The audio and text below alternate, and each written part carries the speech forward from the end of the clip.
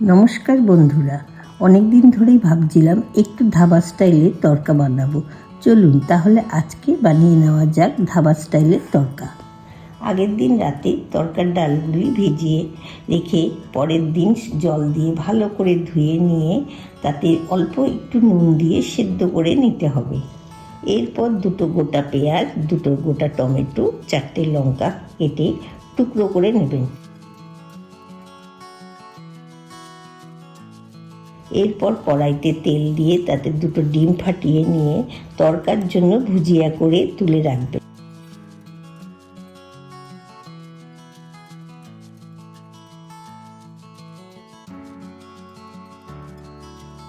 তারপর ডিম ভাজা হয়ে যাওয়ার পর একটি পরিষ্কার কড়াইতে আবারও একটু তেল গরম করে নিয়ে তাতে রসুন কুচি দিয়ে কিছুক্ষণ ভেজে নিতে হবে।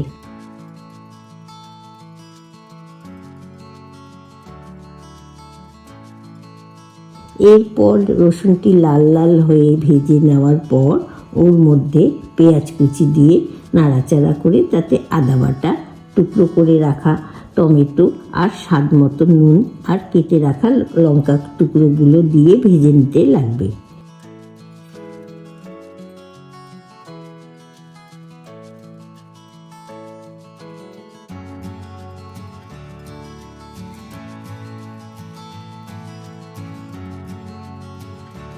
তারপর একটি বাটিতে 2 চামচ জিরে গুঁড়ো, লঙ্কার গুঁড়ো, হলুদ গুঁড়ো, স্বাদ মতো নুন দিয়ে জল দিয়ে গুলে কড়াইয়ের মধ্যে দিয়ে দিতে হবে।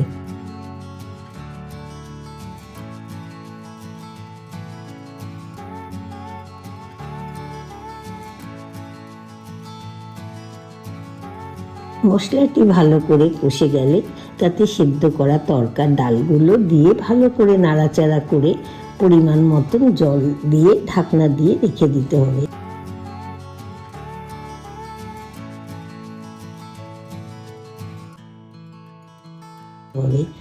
এরপর একটি পাত্রে কিছুটা কস্তুরি মেথি ভেজে নেবেন।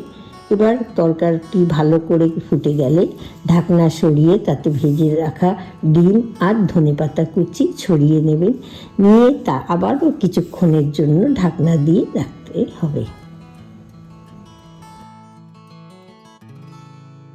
এবার একটি আলাদা পাত্রে অল্প একটু তেল নিয়ে কিছুটা বাটার নেবেন। বাটারটি গলে যাওয়ার পর তাতে কাশ্মীরি লঙ্কার গুঁড়ো আর দিয়ে ভেজে রাখা কস্তুরি মেথিগুলো দিয়ে তারপর তড়কার ডালের মধ্যে দিয়ে দেবেন।